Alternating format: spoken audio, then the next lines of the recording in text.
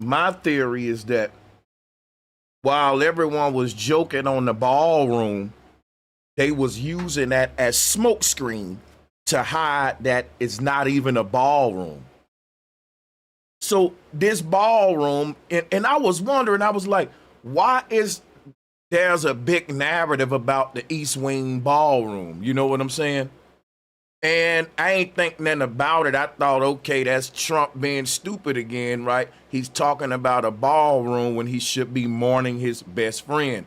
But it's always a deeper agenda, and everything is a psychological operation. And that whole psyop was to reinforce the idea of a ballroom. It was to reinforce the idea of a ballroom. It worked because we was talking about Trump should have been mourning Charlie Kirk, Trump in the ballroom and all that, when it's not even a ballroom. And no one would even had time to even speculate about. It is weird. They digging 600 feet under the ground. What kind of ballroom need that? Well, there's a female, I'm gonna play her video today because she did all the research about this ballroom. And I thought that it was important enough for me to share it with y'all. So we're gonna be reviewing. Let's go ahead and play her video. And let's first thing first, we're gonna talk about the ballroom, and then we're gonna talk about the Golden Fleet. About this a few weeks ago, giving my Look, Trump is not building a ballroom. This much, I feel like, is obvious. I made a video about this a few weeks ago, giving a thesis of what I think is actually being built, and that video got taken down on my TikTok after about 8 million views, so I re-uploaded it here. And if you haven't seen that one yet, I recommend going over and watching that because it gives you a good basis for where we're starting out from. But I wanted to follow up on my theory, okay? Because in the original video, while I had some solid architectural analysis from Andrew Kerr, it was mostly based off of like a gut instinct, you know, in my own pattern recognition. And since then, I have been digging deep, scouring the web across databases and looking for records, and I have come back with actual receipts, like some actual verifiable public record receipts. And now my theory is stronger than ever, okay? Because I know that Trump is not building a ballroom. He's building an underground data center, and I have the receipts now to prove it. But really quick, if you want to read all of the sources and the documentation for yourself from this video, then they're all going to be linked at the bottom of my Substack, the Dre Dossier, and that's going to be in the description below. And your support means the world to me, so please like this video and subscribe to my channel because TikTok is slowly going to the bad place, and I'm trying to build my presence here on YouTube so that I can keep doing this kind of work with you guys. So sincerely, thank you all so much. And with that, let's get into it. So you're probably thinking, okay, well, where did you even come up with this idea, right? And to that I would say, well, where does one come up with any evil genius idea? Larry Ellison, of course, my nemesis. You see, a few months back, I was doing a deep dive on Larry Ellison and his relationship with Israel and the war in Gaza. And it was during that research I came across something about Oracle building these underground data centers in Jerusalem in 2021. See, they were 9 stories deep under solid bedrock, about 160 feet underground, and designed to survive missile strikes. I mean, they were completely invisible from satellites. See, Israel needed data sovereignty, a place where their most sensitive military data could live that was physically unhackable and under complete government control. And when you're running these classified military operations, intelligence gathering, or government AI systems, you can't just have that data sitting in some commercial cloud that might be in another country or vulnerable to attack. And after learning all of that, I remember thinking to myself, all right, well, we're going to just go ahead and put a pin in this for now, right? Like, this is all really fascinating, but I don't know what to do with any of this information, but I'm sure that it'll come in handy later. And later in handy did it come, because fast forward a few months and I'm reading about Trump's new ballroom announcement, and that pattern recognition side of my brain starts tingling. Why, you ask? Well, let me just read the specs out loud to you, okay? Because Oracle's underground facilities in Jerusalem were 90,000 square feet and cost around $319 million. Trump's ballroom is about 90,000 square feet and $300 million and climbing. That right there is already enough to make you get your Gears turning. Let's see. Curious. And then on January 21st, 2025, you have Trump's first full day in office, and Larry Ellison is standing next to him and Sam Altman, and they're giving this White House announcement about Project Stargate. Now, I'm not kidding when I say I could write an entire dissertation on January 21st, because they gave us so much information in that announcement that I feel like, quite frankly, many of us just glazed over. And I've broken it down ad nauseum in other videos and over on my Substack, but the short version is this. Project Stargate is this $500 billion AI infrastructure initiative for government operations, defense intelligence, and consolidating federal data across agencies. Because all of these AI initiatives Trump and his team keep launching need infrastructure. They need servers, power, cooling, and security. And then you look over to who's donating to Trump's Ballroom project, right? And the coincidences just keep stacking up on one another. And so I'm sitting here thinking to myself, okay, if this is actually what's happening, right? If this is actually what's being built, then there's got to be some evidence somewhere. Like, you can't just build an underground data center without leaving any paper trail. And so I start digging, right? Because the first thing I want to know is who's actually building this thing. So their lead contractor is Clark Construction. And I went to their website to see what kind of projects they normally work on. And under their critical facilities division, here's what they publicly list. So you've got National Geospatial Intelligence Agency campus, a CISA cybersecurity headquarters, UCENTCOM headquarters at MacDill Air Force Base. I'm reading all of this thinking, okay, so these guys build some serious government facilities. Like, these are no joke. But then I'm thinking, okay. Because it's like, why do you got military contractors building a ballroom? And then it dawned on me like, ballroom. Every video clip, every news outlet, Trump's new ballroom. And you would ask yourself, who cares about okay, don't you think we got enough coverage on a little ballroom? And they was driving home they was really covering up from the fact it ain't even a ballroom. So now it makes sense why there was so much coverage on just a simple ballroom. Because they're literally hiding something else. And that's just how media works. Okay, well, if they're this comfortable touting these publicly listed, high security projects, then what aren't they listing? So I keep digging a little further, right? I'm going through these different government contract registries, procurement records, that kind of thing. And then bingo, I found some redacted contracts for Clark Construction, some top secret contracts, it looks like. And you'll never guess who they're for. Well, I mean, we can't guess because they're redacted, but I mean the type of job they're for. Guess what kind of job they're for. If you guessed data centers, you'd be correct. And it's not even like one or two of these kinds of contracts I found, right? Not even three. I found six redacted contracts for data centers that they built around the US. And again, I'll link all of these contracts in my Substack. 6 redacted contracts. I wonder who those are for. If you want to go check them out, but they're just listed as literally confidential client data centers 1 through 6. And the client names are obviously classified because the facilities themselves, I'm sure, are classified. I mean, Clark's own description of their work says that they focus on security and survivability, reliability and redundancy, and complex critical facilities. So the company whose specialty is building classified data centers for clients that they can't even name is building the Ballroom. Okay, sure, Jan, sure. And here's where it gets even more interesting, because Clark Construction holds a NAVFAC contract, Naval Facilities Engineering Systems Command, with a $950 million ceiling. And the way these contracts work is... I want her to repeat this again, because I didn't even hear this when I first watched this video. And this is very important for my other research I'm about to give y'all about the Golden Fleets. So I need to actually get my pen and take notes from this lady right here, man, because she did very good, thorough research on this particular ballroom. And that's what I like. When you get fascinated about something, you just get thorough about it. And I want to share her work. Y'all go sub up to her. And let me see. For clients that they can't even name is building the Ballroom.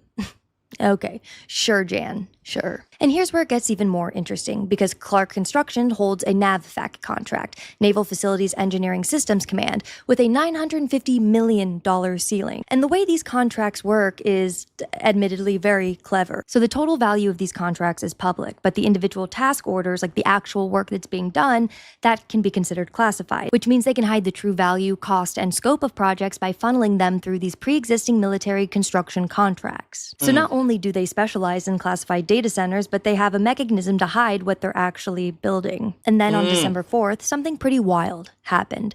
Trump fired his ballroom architect. His name was James McCreary, and he was this classical architect who designs these beautiful churches and historic buildings, designing buildings like the Cathedral of the Most Sacred Heart of Jesus and the Supreme Court gift shop. I mean, say what you will about the guy, but he's got range. But alas, Trump replaced him with a different architect, a guy by the name of Shalom Baranes. When I say I went to look this man up and my jaw dropped to the floor, so a little background on him. After 9/11, when the Pentagon needed to be rebuilt and hardened against future attacks, they hired Shalom Baranes. Yeah, this man designed the post-9/11 hardening project for the Pentagon, the secure wedges, the skiffs, the bomb-resistant architecture. This was all Shalom. And skiffs. So why would you hire him for a ballroom? Yeah. By the way, are sensitive compartment information facilities. They have electromagnetically shielded rooms for classified intelligence work and are. That mean no phones could work in these areas, no outside But alas, Trump replaced him with a different architect, a guy by the name of Shalom Baranes. When I say I went to look this man up and my jaw dropped to the floor, so a little background on him. After 9/11, when the Pentagon needed to be rebuilt and hardened against future attacks, they hired Shalom Baranes. Yeah, this man designed the post-9/11 hardening project for the Pentagon, the secure wedges, the skiffs, the bomb-resistant architecture.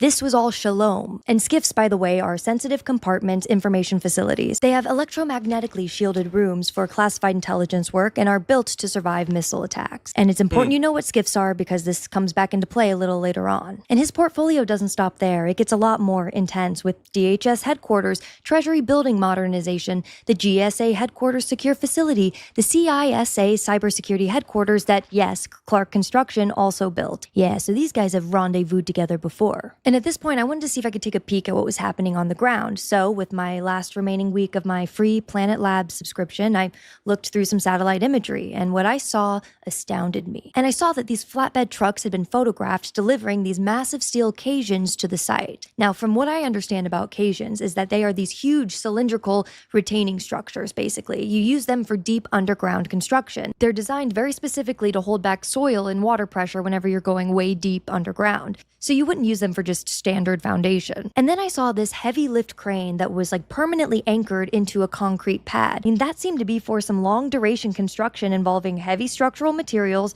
and lifts from a deep excavation pit. And all of this brought me to my next question, which is, if this is actually going to be a data center, then that means they're going to need a massive amount of power, because data centers consume insane amounts of electricity. So I started looking into what's been happening with DC's power infrastructure. And here is where it gets interesting. In August and September of 2025, just weeks after Trump's announced the ballroom in July, PEPCO filed emergency requests for infrastructure work near the East Wing. And this called for an emergency relocation of water infrastructure, large-scale waterline modifications, and something called Champlain Substation Modernization, which I still haven't quite figured out what that means. But PEPCO's own language in the emergency filing says that there's a lack of alternative supply capacity in downtown DC. And now here's the thing about that. Downtown DC office occupancy has been declining since COVID. I mean, half the buildings are empty. In general, the commercial real estate market is shrinking, not growing. So where's this new massive power demand coming from? And speaking of infrastructure, DC Water increased their capital spending by $300 million. So for some reason, ever since Trump announced the building of the ballroom in DC, there's been these pushes to prepare for more power usage, more water usage all of a sudden. And like she said, DC's population isn't increasing, so it ain't like a bunch of new people coming in. But there's only one explanation, because we saw what happened in Memphis when Elon built the data center there. There was a jump in power usage overnight. They started using dang on near double the amount of power in the city. People getting ill. Also, water. There must gonna be a lot of famines and shortages in the future because I just don't see this being sustained. I just don't see us, if you know how much resources it take to feed these data centers, just one of them, and then how many we're building. I'm gonna give y'all my theories because the world is gonna have to produce almost 100 to 1,000 times more power than what we're producing right now by 2050. What is that gonna do to the environment? I want to repeat what I just said because these are facts. Their idea for the world of tomorrow, we're gonna have to produce 100 to 1,000 times more energy than what we've ever produced in the history of mankind on Earth. That's what the world looked like at our digital internet of things, our world, our automated future. Seriously, this is what they're saying. And not only we're gonna have to produce that much power, but the amount of water it's gonna take to cool all of these centers. And it's just gonna be taken from the people. It's good. We're gonna bear the brunt of that. But that's gonna definitely change the chemistry of the earth. It has to, producing that much power on the earth. I mean, it has to do something. Including a specific study of the Federal Triangle area. I found a post by the Washington Aqueduct, which is run by the Army Corps of Engineers, and they were warning that data centers are planning to use Potomac River water for cooling. So at this point, I've got the contractor who builds. The Potomac River is sacred. When we talk Potomac River, we're talking indigenous spirits. We're talking the spirits of our ancestors. That's right! So, in a way, that is kind of symbolic. Classified data centers, the architect who designs Pentagon bunkers. So at this point, I've got the contractor who builds classified data centers, the architect who designs Pentagon bunkers, physical evidence of deep underground construction, and massive power upgrades along with massive water upgrades. And so the next question I have is, who the hell is funding all of this? Trump says it's being privately funded, and the White House put out a rough list of donors, although most of the amounts from those donors is unknown. So you know why it would be privately funded? Now, we're talking the White House. Think about this. Imagine a president going into the White House saying, you know what? I'm about to build me a damn bar and a lounge on top of the roof with my own money. Imagine a president going into the White House, right? And modifying it like it's his house with private money. This is the first steps of a dictatorship, and we don't see it just with this one modification. It means so much more than just Trump creating a ballroom, which is not a ballroom. It's an AI data center that's going to be the new government power for the U.S. She's getting into that now. But I want you to see the symbolic implications of what it means and how it's such a deep psychological operation that no one pushed back at it, because if you're modifying the White House and creating spaces inside of the seat of power in America, this is a public space. It's funded with our money. It's a public government, a transparent government, a democracy. A president shouldn't be able to say, look, I'm going to build me a little room right here in the backyard of the White House, but that's my own money that I'm using. Because when that happens, the citizens can't have transparency on what happens in that room. That's right. Because our money didn't pay for it. I'm going to tell y'all something that you got to think about. Every chance these bastards get, they love to spend our hard-earned tax dollars on bull crap and on bailouts for the rich. You hear me? Every chance they get, they take our tax money and they bail themselves out. They have no problem spending our tax dollars, which leads me to a question. You don't want to spend our tax dollars on this ballroom? You don't want to spend here. You don't want these tax dollars right now? And you got to scratch your head now. This is definitely something that can be covered by tax dollars. If there's any modifications that need to be made for the White House, the people will pay for that. That's our house. It ain't Trump house. It's our house. We the people. See, we forgot that. And Trump treating it like his penthouse suite. He treating it like Mar-a-Lago. You shouldn't be able to make no modifications to our house with your own money. Tell us what you want done and we'll pay for it. That's our shit. That's right. See, Americans don't know that. And that's why the seat of power, power is about to shift in this country. And see, Trump is building a building in a White House that's going 600 feet underground. Who knows what kind of operations are gonna be ran against Americans here. And I'm gonna show you how it is tied to the Golden Fleet in a minute. But we can't, there's no transparency.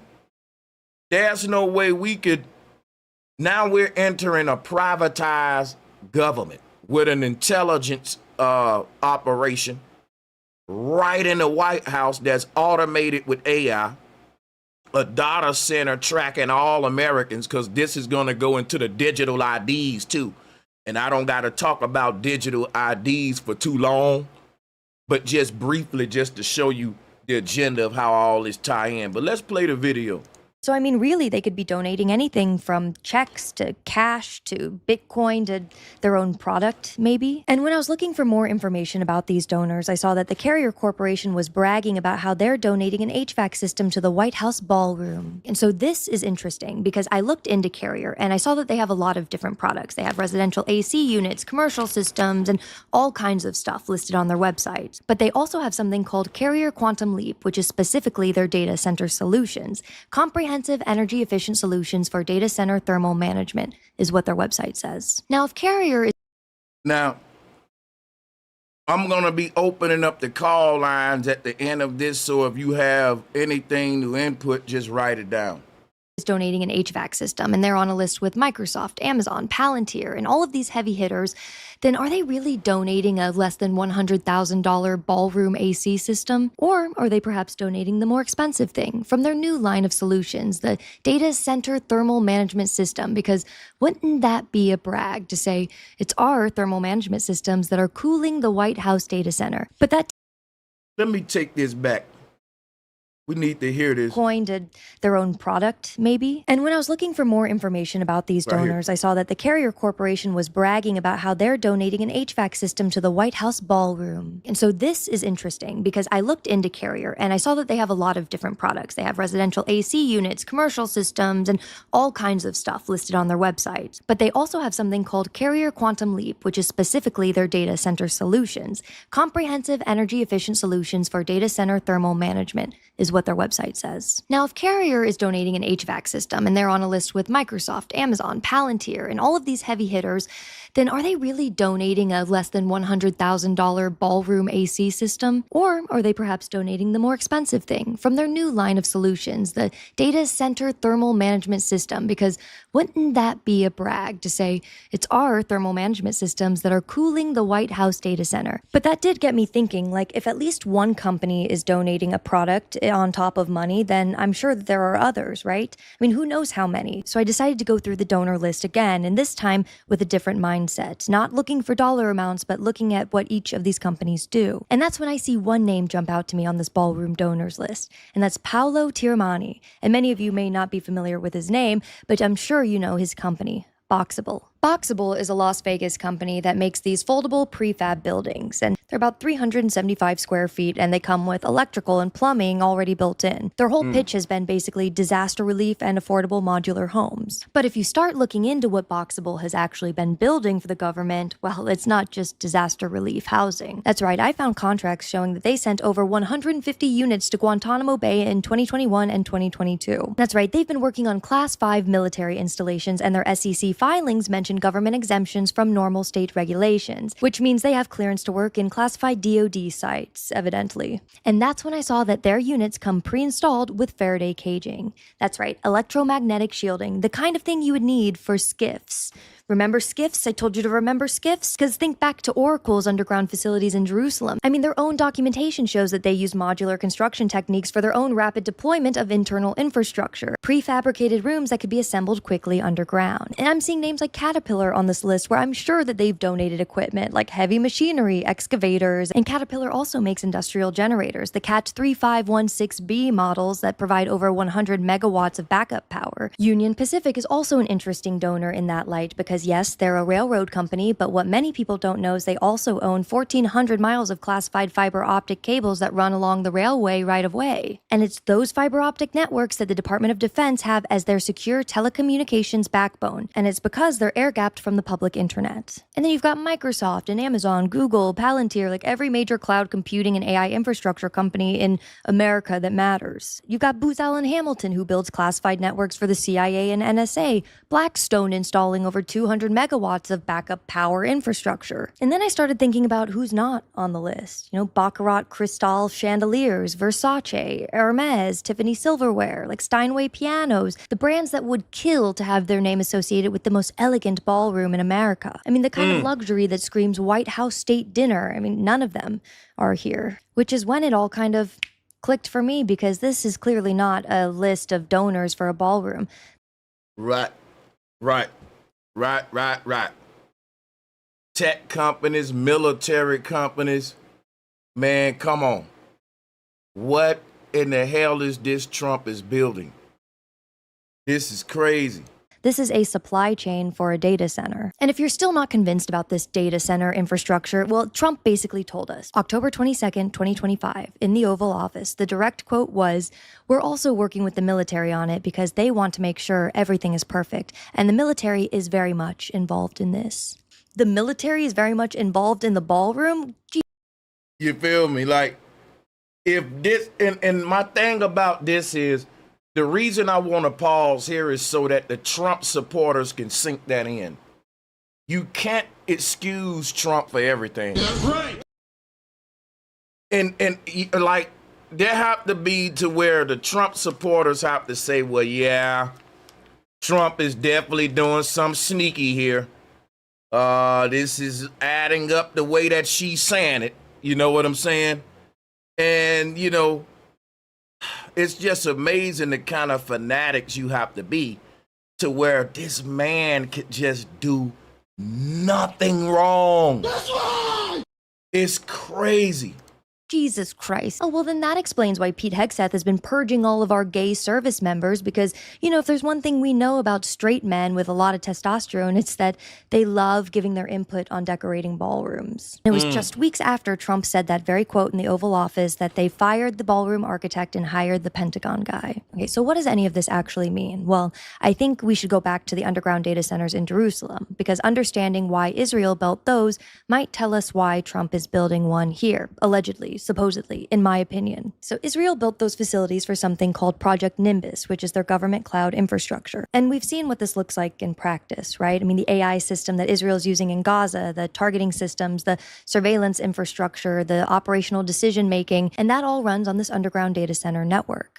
I mean, we're talking full AI takeover, military operations, intelligence gathering, government AI information systems like banking, critical infrastructure controls, everything that keeps the country running. And they put it 9 stories underground because they needed it to survive, not just survive a power outage or a cyber attack, but to survive a war. I mean, they needed it to survive missile strikes and keep running no matter what happens above the ground. Because when you have your entire government running on AI systems, that is now the brain of your country, and you have to protect the brain of your country with a thick skull. That's what data sovereignty looks like. That's continuity of government, and that's what AI warfare infrastructure actually looks like. You know, Why would you need to be digging that deep under the ground for a ballroom?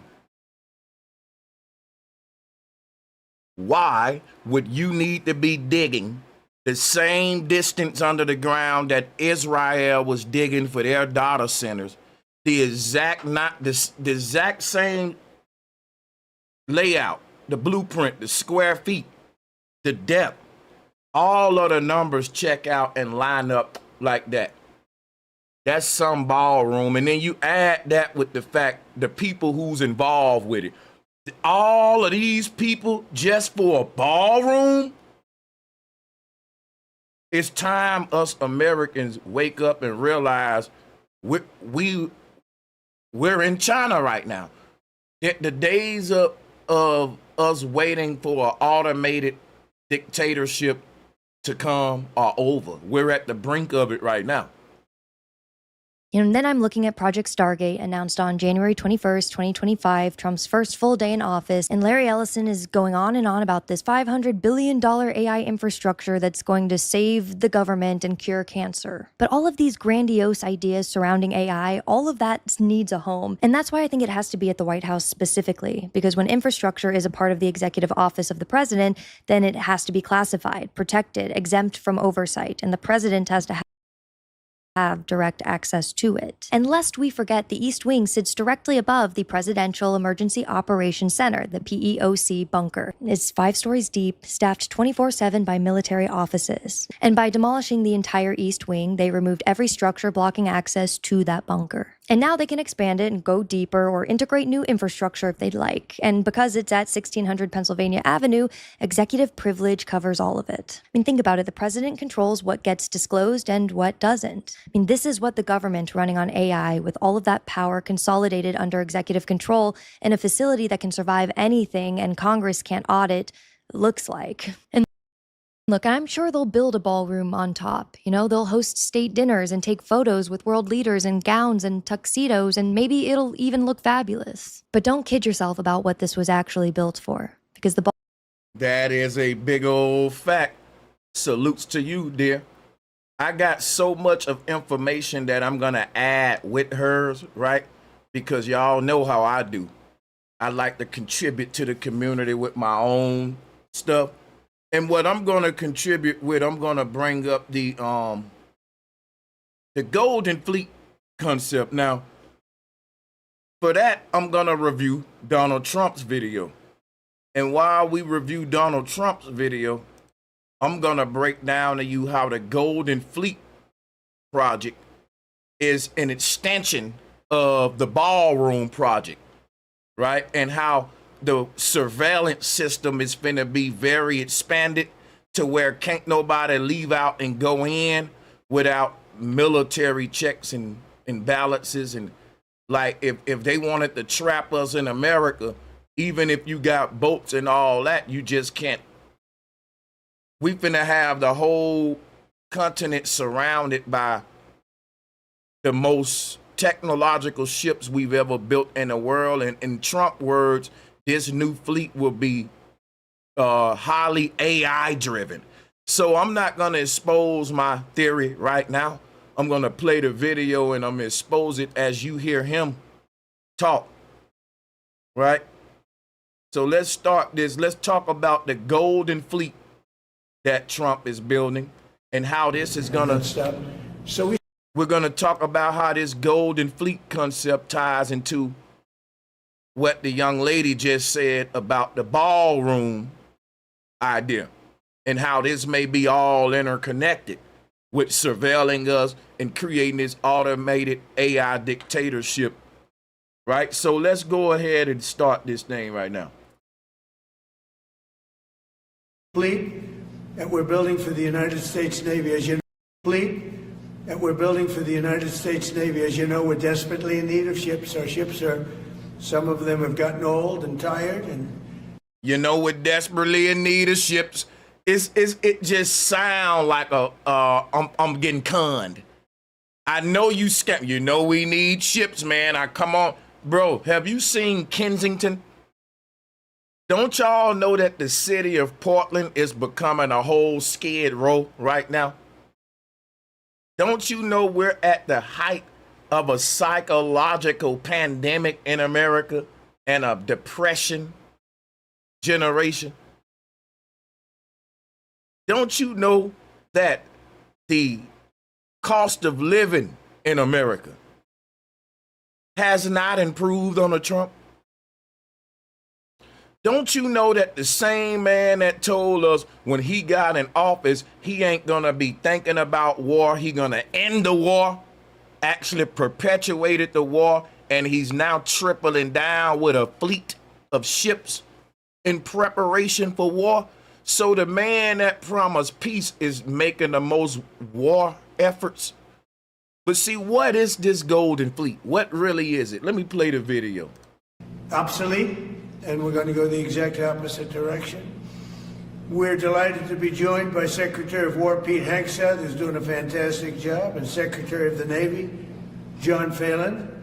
Marco Rubio is here, who gave a great few words toward the end of last week. He spoke for a couple of hours on what a good job we're doing, which is true. As Commander-in-Chief, it's my great honor to announce that I have approved a plan for the Navy to begin the construction of two brand new, very large, largest we've ever built, battleships. You know, you used to build the Iowa, the Missouri, the Wisconsin, the Alabama, many others. We had big battleships. These are bigger, but they will have 100 times the, they'll be 100 times the force, the power. 100 times the force and power of any ship we've ever built in history. Listen to what that's why I told you, this is the shift, man. And there's never been anything like these ships. These have been under design consideration for a long time. And it started with me in my first term, because I said, why aren't we doing battleships like we used to? And these are the best in the world. They'll be the fastest, the biggest, and by far 100 times more powerful than any battleship ever built. So if you look at the Iowa, the Missouri, Wisconsin, Alabama, and others, but they were similar in size, some a little bit bigger than the others, but if you take the biggest one, it's 100 times more powerful. They're longer by a little bit, but and they're bigger ships, but they hold much more. They use the word lethality. Battleships are the largest, sturdiest, and most heavily armed vessel built specifically for naval combat. While America has built many new warships over the years, they've tended to be smaller, much smaller, and not conducive to where we are and where we're going, peace through strength. But including, we've been building aircraft carriers. We're going to be upping that also. We're going to be going to a superior aircraft. We have the Ford class. We're going to be upping that to a different class of aircraft carrier. And we haven't built a battleship since 1994. These cutting-edge vessels will be some of the most lethal surface warfare ships. They will be actually the most ever built other than our submarines. We have submarines which will have, in many ways, even more lethality, and we have many of them under construction. Each one of these will be the largest battleship in the history of our country, the largest battleship in the history of the world ever built. And again, it's 100 times more powerful than the previous Iowa class, it's called. Those are the big ones that you'd see on a show. Victory at Sea. I don't know if anyone's seen Victory at Sea, but it was a classic. They'll help maintain American military supremacy, revive the American shipbuilding industry, and inspire fear in America's enemies all over the world. We want respect. We're going to have it. We already have it. More respected now than we ever were. A year and a half ago, they laughed at us. Now they respect us again at levels that they've never respected us. We envision that these two ships, we're talking about 10, but we're going to start with 2, and we're going to quickly morph into 10. And ultimately, we think it's going to be anywhere from 20 to 25 of these.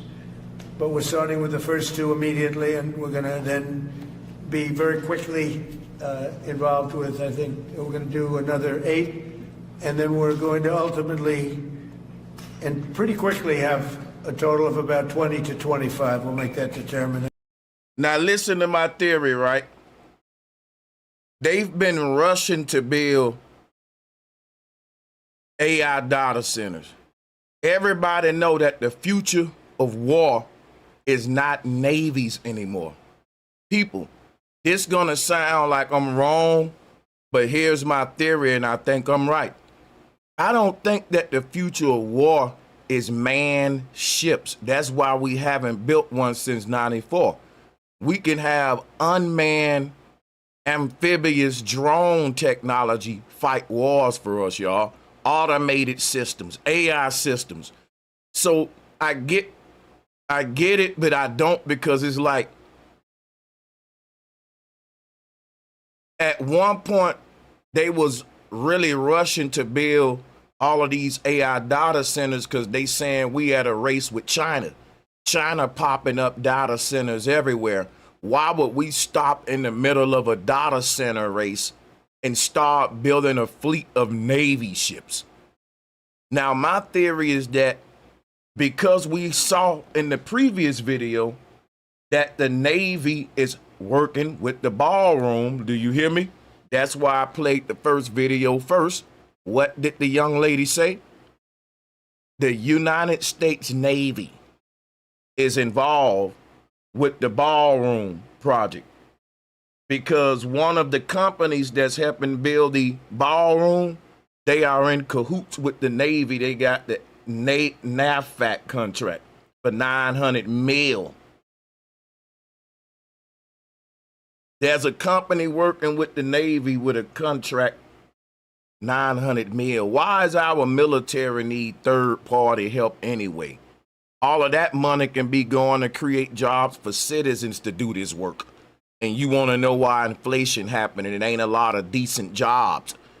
Because we really outsourcing all of the, because they can't have the people they kind of trying to control do these jobs where we're spying on citizens, where we're surveilling our own.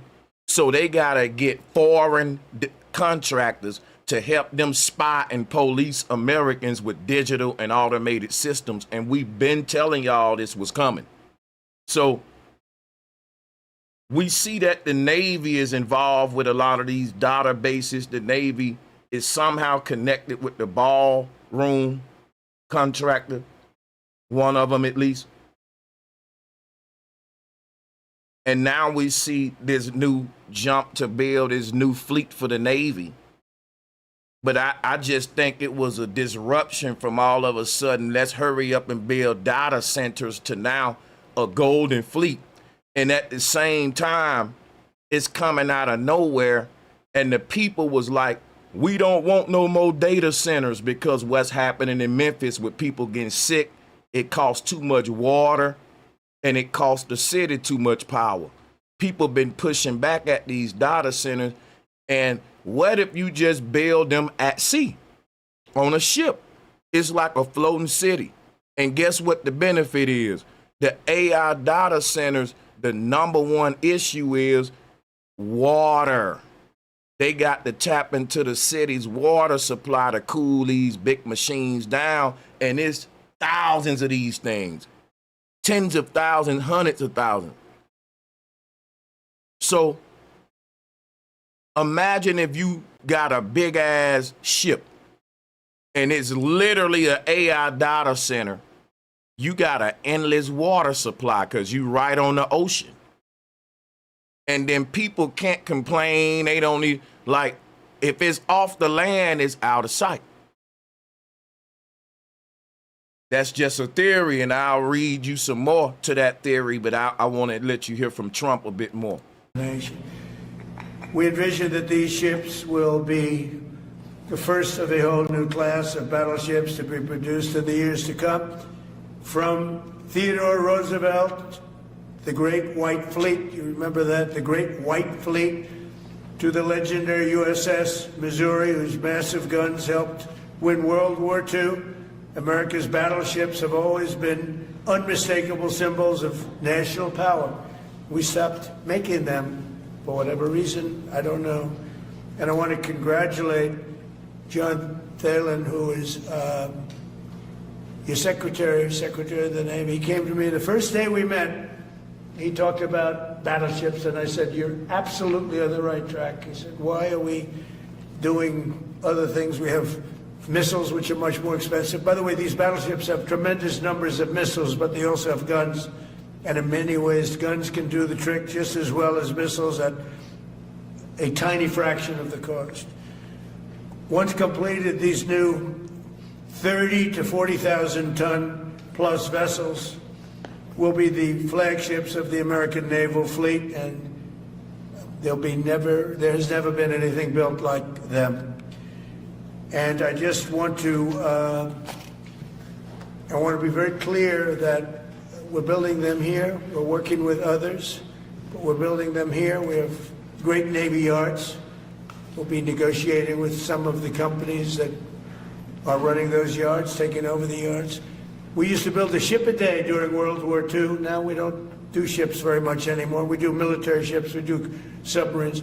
By the way, we're 15 to 20 years advanced in our submarines over anybody else. That was one of the things that I did in my first term.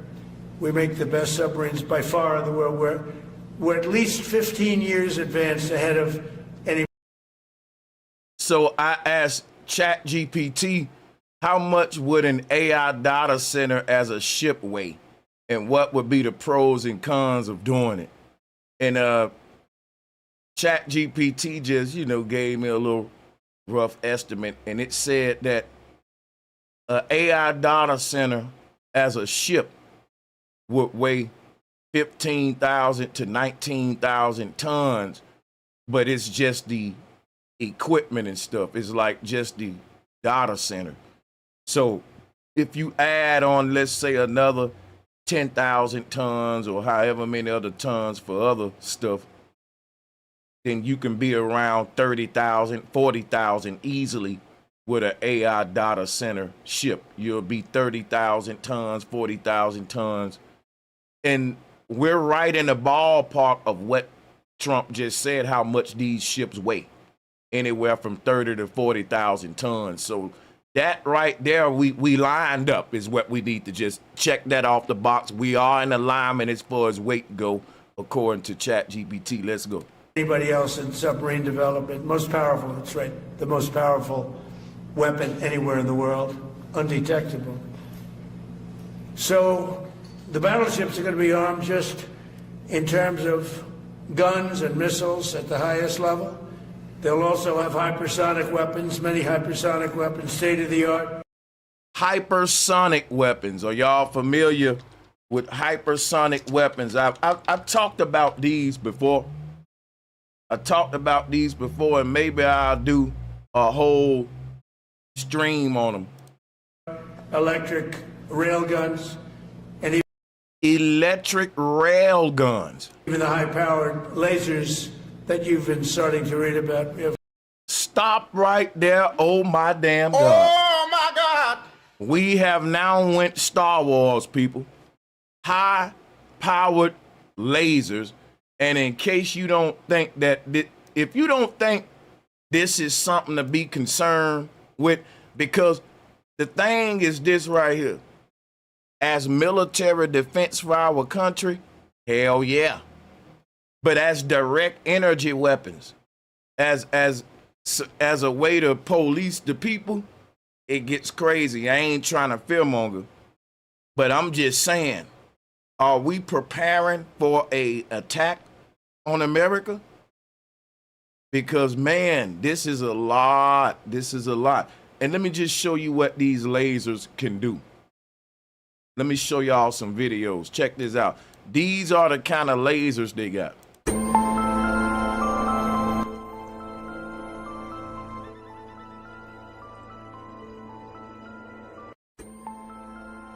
That is like Darth Vader death beam shit. That's like Darth Vader death beam. Let me show you what we're dealing with. Check this out.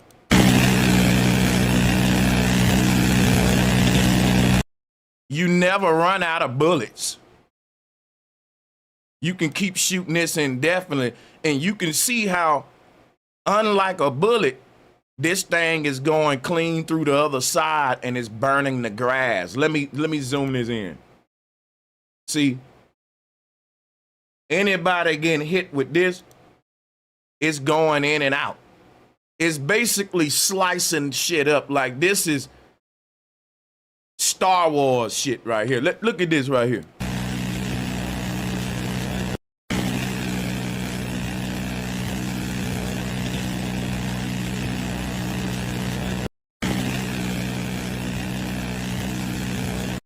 You see that? That's these lasers that they got. Let me show you some more of them. Now, don't this look like, I just wanna remind y'all of something. Remember when the plane crashed in LA, I think? Let me see. I think it was LA. And they said that they didn't find no pieces of the plane. I covered this and I can't find the video now.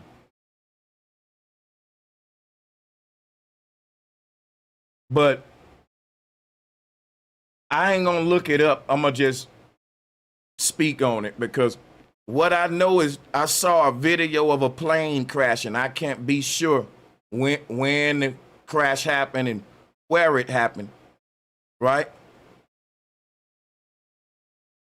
But the plane crash looks like this. There's been a lot of situations where we get these plane crashes and ain't nothing left behind. It's also what they can do. They can say we having a meteor shower.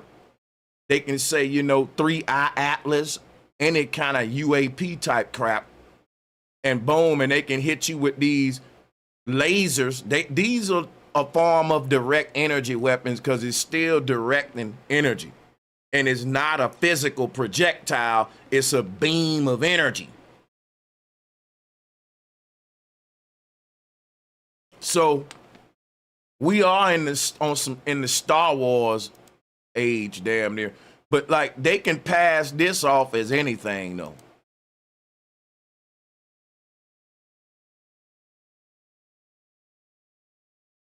And I'm gonna let y'all see another video that's gonna show you my theory on how I think they have been creating this technology right in front of our face. They've been working on it while telling us they've been researching something else, and I'm gonna show you that here shortly. So you see what this technology does? It's literally give them the power of Darth Vader. Like, this is Death Star technology. Let me show you, see if I got another one for you. I mean, we get the point with these lasers. We get the point with them. So we got these high-powered lasers, and where have we been learning to make this shit at?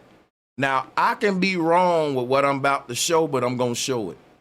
Now, here go our rocket scientists, NASA and all them, right? They are telling us they are testing rocket propulsion, but we ain't going to space. These people keep telling us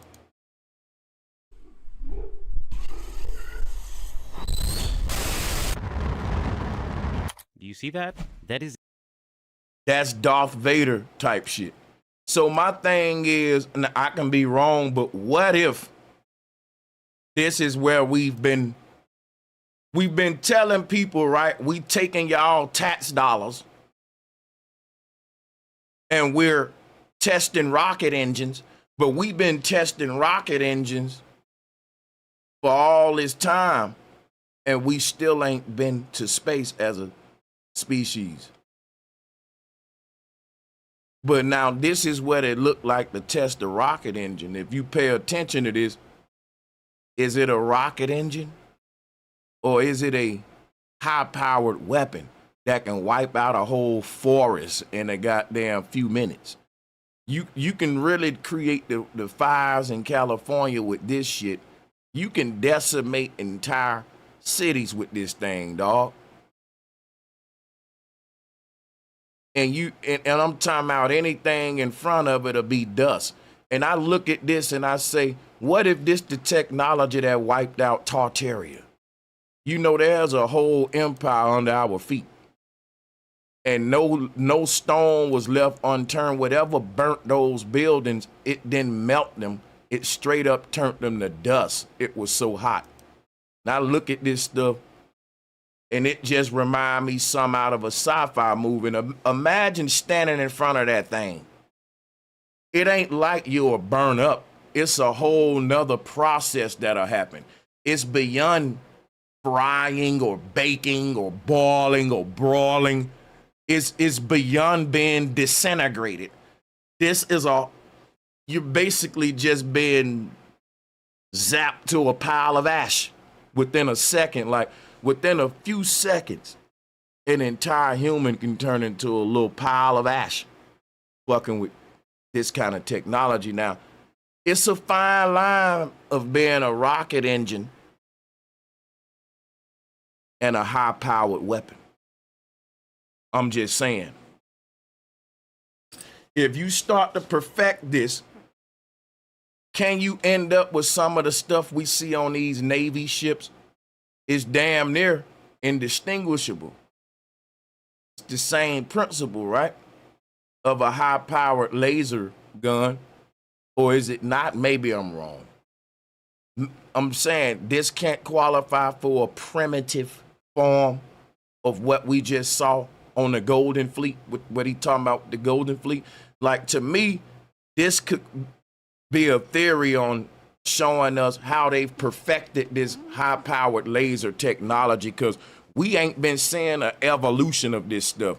They just putting it out perfected already. And I'm like, how long have y'all been working on this? Like, and I'm saying, what if the research, and they're passing it off as something else? You know, just a theory. I tried to get my research on, like the young lady, but the full contractors for who all are involved with the Navy's Golden Fleet isn't public yet. When that stuff become public, I'm gonna go live again and I'm gonna expose everybody involved with this Golden Fleet operation, and we're gonna see if we can find the same names that was popping up in the Ballroom project. So we'll wait on those to become public.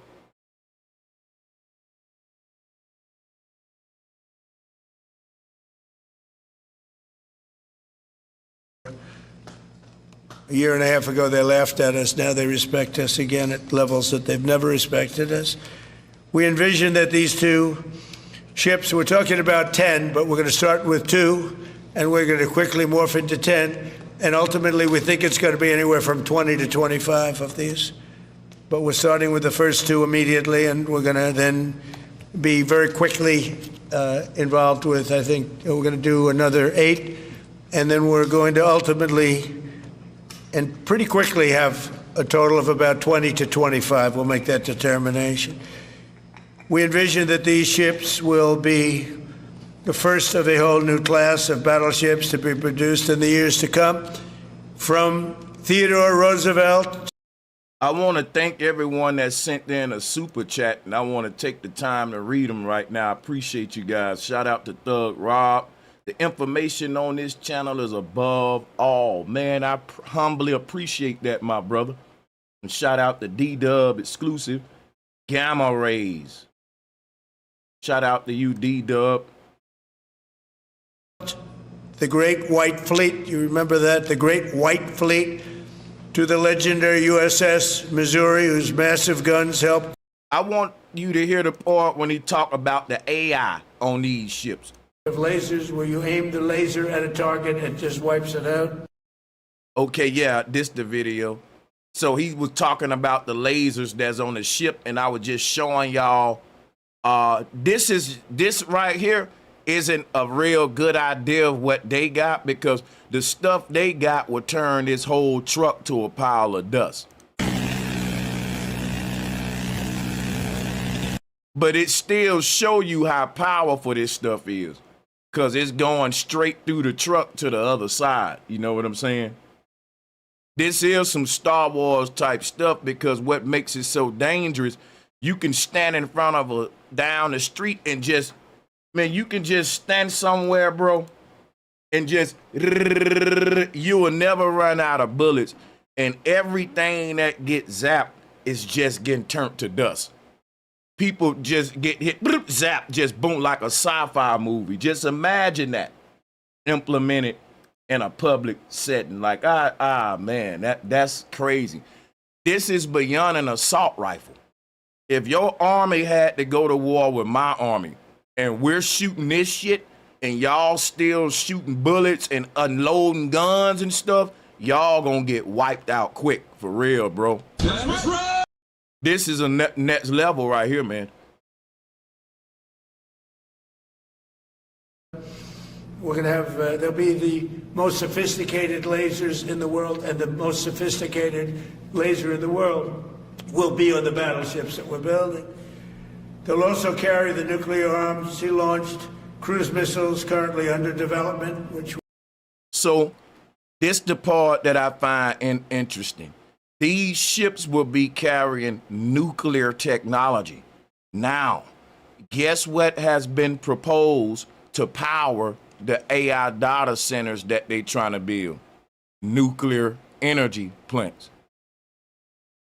The nuclear energy plants that they're building in the future, it ain't the big ass towers that we're used to thinking about that occupy like a whole damn area, like a, you know, when you think of a big nuclear plant, you think of this huge tower. Them days are gone. They got little bitty boxes that they can put in the ground that can put out more nuclear energy than them big old plants. So if they got little boxes that can generate nuclear energy, you know you can just stack those in a ship and have a whole nuclear plant floating on water that can power AI data centers all around the country that can, you know, increase power to your grid. And you won't have people complaining about no nuclear plant in their city. I'm just saying, because you're putting nuclear technology in these ships that is underdeveloped and it's still in a beta phase. Why would you do that? That's dangerous. That's dangerous to all the men working on the ship. If any, it's still in a testing. If I'll let you hear it for yourself, this don't make sense at all to me. But hey, highest level. They'll also have hypersonic weapons, many hypersonic weapons, state-of-the-art electric rail guns, and even the high-powered lasers that you've been starting to read about. We have lasers where you aim the laser at a target, it just wipes it out. We're going to have, there'll be the most sophisticated lasers in the world, and the most sophisticated laser in the world will be on the battleships that we're building. They'll also carry the nuclear armed, sea-launched cruise missiles currently under development, which will be instituted pretty quickly, but they're under development and they've proven to be extremely lethal. The U.S. Navy will lead the design of these ships along with me, because I'm a very aesthetic person, alongside our partners in America. Does this sound normal? That your president will be involved in the engineering process of these ships. Like, Trump don't know nothing about shipbuilding and engineering. People think about it. Why would Trump be micromanaging this if it's not something that some sort of surveillance system, some kind of people? This seems like some data center at sea type stuff. Why would Trump? The president supposed to cut the check, go up there, tell you what's gonna happen, and move out the way, because it ain't like he got a degree in engineering, his degree in politics. That's like him working with a doctor saying, and I'm gonna spearhead this medical project. No, you don't have a degree. You tell the experts what we want done, and you move, right? This is kind of different, y'all. I must admit, this is weird now. American industry, and we're going to have Pete Hegseth and Marco and a lot of very talented people involved, but a lot of it's already been done. We've been doing this for months. The construction will create thousands of American jobs. We're going to have the jobs be created. I mean, already we have factories being built unrelated to this, although AI will be a big factor when it comes to these ships. They'll be very AI controlled. Did you hear that, y'all? Did you hear that? Let me repeat. Construction will create thousands of American jobs. We're going to have the jobs be created. I mean, already we have factories being built unrelated to this, although AI will be a big factor when it comes to these ships. They'll be very AI controlled. See, I mean, more proof that it may be a floating data center or a floating network of data centers, and the energy source for data centers. Announcement is yet another step in our mission to make the United States Navy stronger than ever before. Again, when you talk about 100 times the power of these massive ships that we had years ago, it's pretty amazing. And next week I'm going to meet with the defense prime contractors. I'm going to meet with them here, Florida. And we're going to be talking about production schedules because they're too slow. We have many countries, allies, that are wanting to buy. We make the greatest equipment in the world by far. Nobody's even close, but they don't produce them fast enough. So we're going to be meeting with them to talk about the production schedules. We're going to have strong production schedules. And the only way they're going to be able to do that is to build new plants. Even with the F-35, we have many people who want the F-35 fighter jet, and it takes too long to deliver them to allies or to ourselves. It takes too long. The only way they're going to be able to deliver them is if they build new plants. They don't want to build new plants because that's expensive. So we're going to be discussing production schedules. We're going to be discussing CapEx spending. We'll be discussing the pay to executives where they're making $45 and $50 million a year and not being able to build quickly. They're going to make that kind of money. They have to build quickly. Again, we make the best equipment in the world, but they don't make them fast enough. And we're going to be also discussing dividends. We want the dividends to go into the creation of production facilities. So we'll be talking about all CapEx, dividends, and the pay. We're also going to be talking about buybacks. They spend so much money on buybacks. They want to buy back their stock. I don't want them to buy back their stock. I want them to put the money in plant and equipment so they can build these planes fast, rapidly. Like,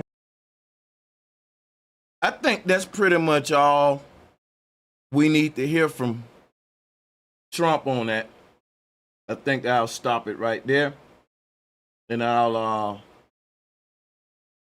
open up the call lines, man. I saw a lot of people talking. Let's give them a voice. Here is the link. Come on up.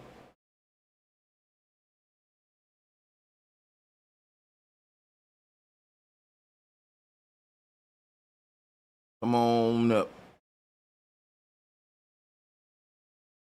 And he talked about the Epstein files in this video. in a video about battleships and golden fleets. One of the reporters said, what about them Epstein files? And he was like, you know what? We're here talking about these ships, and she made him talk about it. But yeah.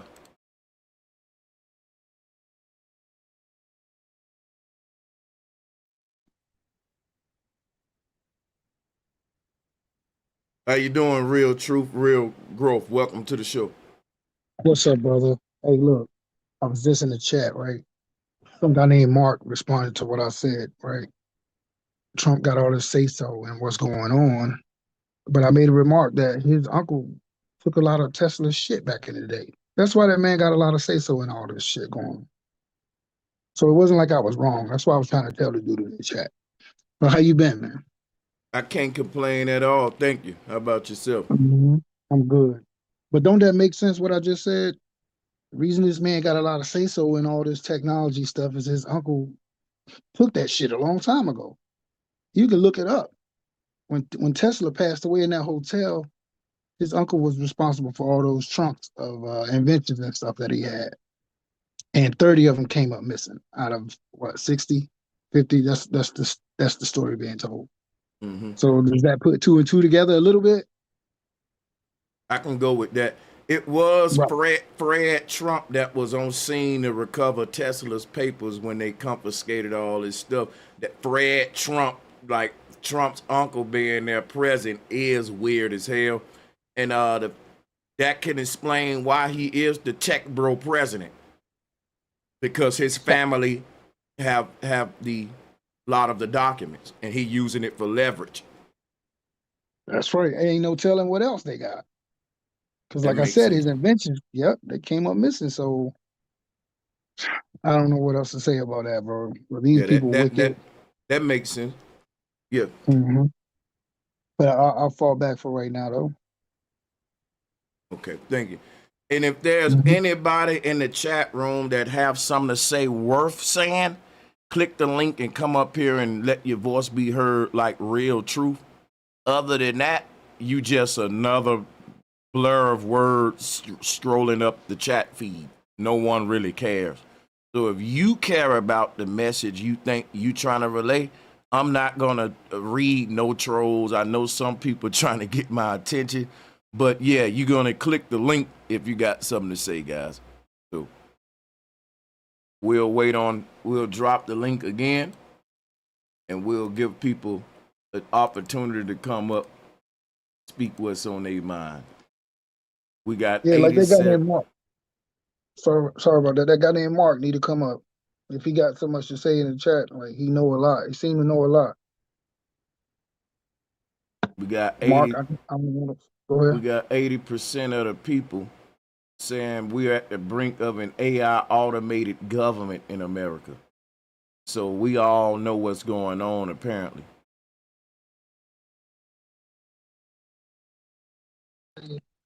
You know a lot. He seemed to know a lot. Jason, what's good? Welcome to the call. How you doing? I'm good. Can you hear me? Yep, I can hear you. Nothing. I'm finding a hard time believing anything that man says on screen. Man, I think. We're talking defense. There ain't no fool, ain't no coward enough to speak on what we're about to purchase or what we have. This is some old smoke and mirrors in my image. This is what this is, man. I don't know. We don't know what China has in store for us. We don't know what the rest of the world, as far as military, has. But you mean to tell me Donald Trump gonna tell the world what we have, what we working on? This is bull crap, man. This is baloney. Well, this whole fleet idea ain't nothing that was our idea. And that's another thing about Trump that is very egotistical, because Trump would have us think it's America's idea when really China already doing this shit. There you go. China got super ships that are built, and the ships we about to build, China already got ships on that level with the big lasers on them, and they are impressive. So we really just catching up to China. But Trump trying to make it like we're fucking like it's never been done before in America. Key words. That's what he said, in America. Right. But that's the thing though, man. This American this promotion that these guys keep promoting about America having the biggest guns, the most guns, man, look, it's just smoke and mirrors, man. It's talk because it don't reflect in what we actually got going on in real. Of course, yes, we're everywhere invading. Okay, don't get the guys wrong, but it don't take the largest ship to do that anymore. If nothing else, it takes smaller micro devices in the age that we're in to go into other territories and such. Why would we need to be thinking bigger is better? It's just the old American fad, same old story. Yeah, and the truth about the whole thing is it's like this regime and all of them are one big team, man. All of them one big team. I don't think they separated. I don't think China, Russia, America, I don't think everybody's against each other like they're Right. saying.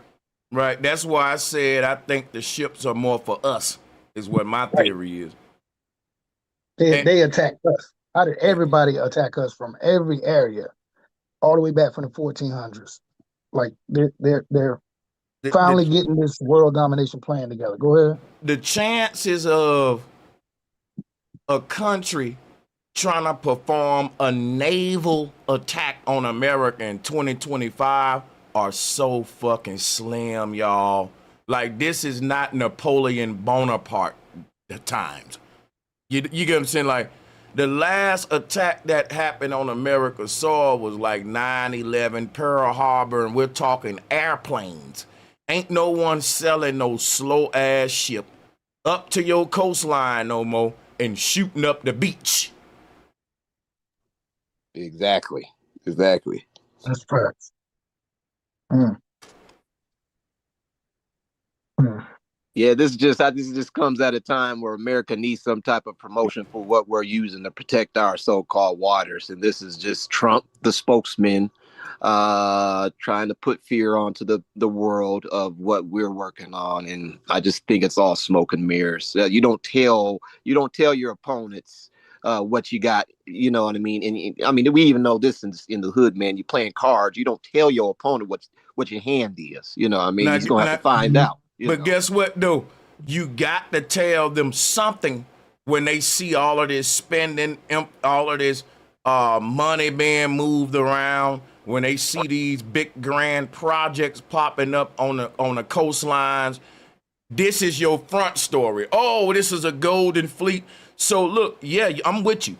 They ain't gonna tell us exactly what they doing, but I think if you want to know what they doing, you gotta take the bullshit they telling you and try to read between the lines and see what their agenda really is and how this story tie into what I know they really want to do. And then it'll jump out, oh, this seems like a fucking data center on the sea to me. It seems like, you know, that you got endless energy on the sea. These ships can act like huge energy generators to extract energy right from the ocean, man, the power. Their problem right now, they need to quadruple how much energy that we making by 2030 to 2055. We got to start putting out a fucking apocalyptic amount of energy, dude. I'm talking about the world got to produce more energy than we ever produced in the history of mankind times 100 for this plan that they got. And the thing is, what is that gonna look like? If you ask me, look at the ocean.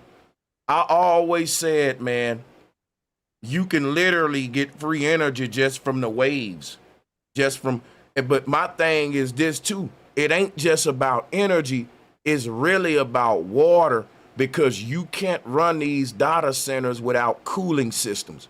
And all that water is gonna be a problem. People in these cities gonna fight you for their water, man. But if you at sea, you out of sight, out of mind with infinite water, is what I was thinking. You know, he's supposed to have been taking over all the borders anyway, right? This has been a big thing of his, to control all the borders. So he's spending a lot of money putting all that stuff in action and putting all this money into his Got portals massive in talent. order. Yeah. Let me give a Yeah, shout out to Isaiah 112, the laser, Dr. Evil Trump. Keep it up. Yeah, baby. and they flooding everybody off the land and getting all the resources out of the ground to run these batteries, the lithium. Seattle. Look at Washington State right now, right? I bet you it's hella lithium in the ground up there. They get ready to do these smart cities and all kinds. Man, they up to a lot of shit, bro. So ain't no telling what these cats gonna do next, but we see what they are doing. Hey, salutes, bro. Salutes to the panel too. Salute. Salutes Awakening Minds.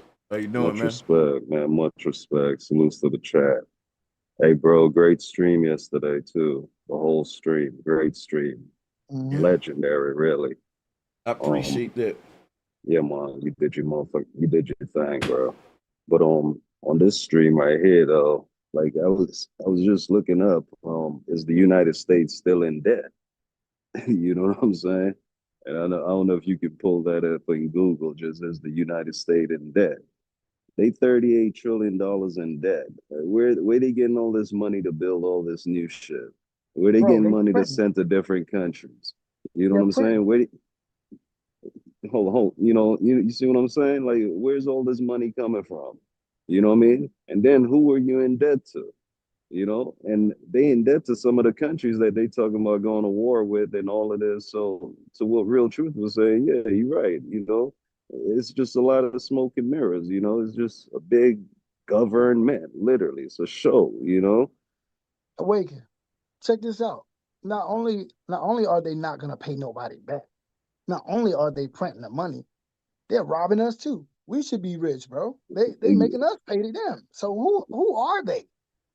Big You see what I'm facts. saying? Nah, Right. hell yeah. And a couple years ago, that used to be a big talking point, like we in debt, who we in debt to, and all of this shit. You know what I'm saying? And it's kind of like they suppressed that type of shit, but kept the whole story going. Like, oh, we're so prosperous and we're doing this and we're doing that. Nah, motherfuckers, we still in debt. You know what I'm saying? Y'all got all this money to send to other countries and shit like that, but don't take care of the citizens like that. You know what I mean? It just be Yeah. getting on my nerves sometimes though, man. That's all. I don't know where they getting all this money. Oh, I'm gonna build me a ballroom at the White House, or just this shit just crazy, man. The show. That's what I'm saying, Awakening. It's a They're different not. class. It's my bad, brother. Not to cut you short, man, but it's a different. Everybody's on the right tune. To me, it's just a different classification of being. The being that comes in to borrow everything. They borrow everything. Look at this. They borrow, and I'll call it borrow just to be nice, but we know what it is. So when we keep saying, where's the money coming from? Well, remember how the game was created. It was no question of where the money came from initially. It's the same way. And so we're still playing with the same jokers that created this monetary system, and they got the printers. They've got the printers, so it don't matter. And when they don't have the printers, they have the digital. They're going to have the digital infrastructure to create those numeric values. And we're going to say, where did this come from? It's going to come from thin air. That's just, I mean, can we see how they operate? It's make believe. It's make believe, but for them it isn't, because they make it, they believe it, and they make it happen.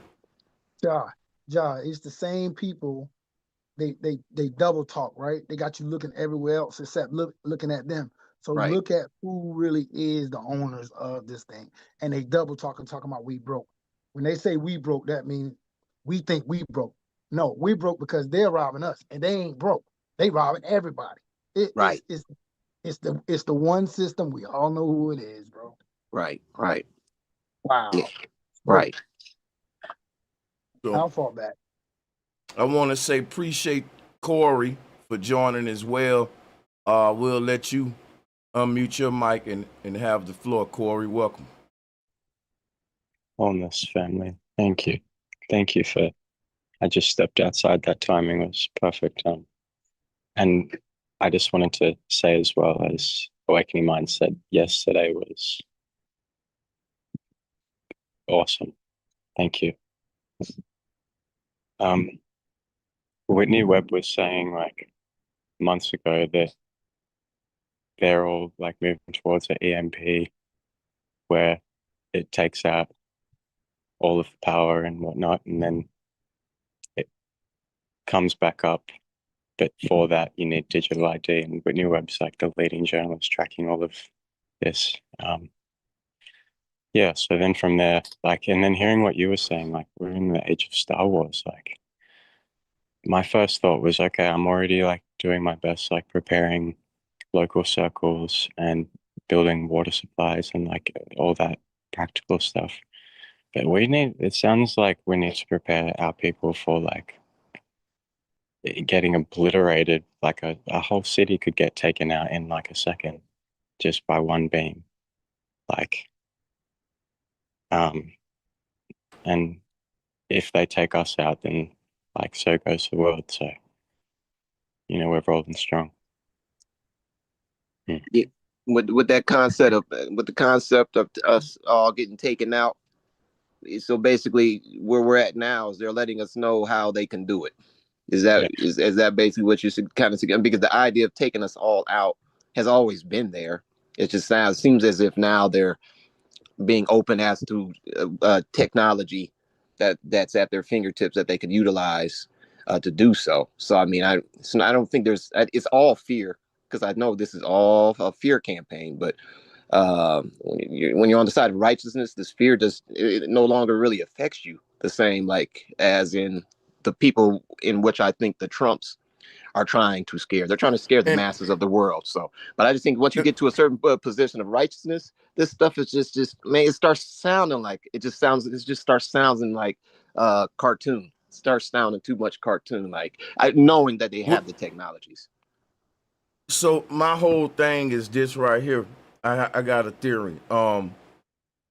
Trump trying to bring us into a new AI surveillance state.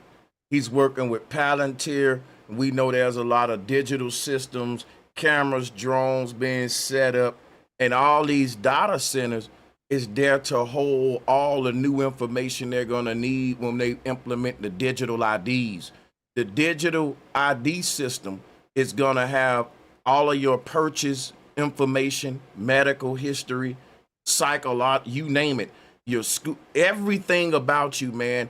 Your driving routes, your facial, when I say everything, what kind of toilet paper you purchase. All of this is going to be used to track and police and credit and grade us, like what China got with the social credit and score. And they will also be using it to predict behaviors. They already got police departments using AI right now to predict crimes in the neighborhood, and the AI is telling them based upon previous data where the next shooting gonna be, robbery gonna be, and it's accurate.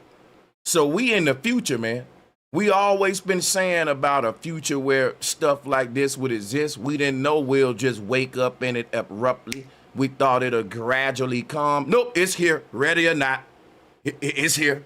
It's here right now. That type shit. You feel me? So,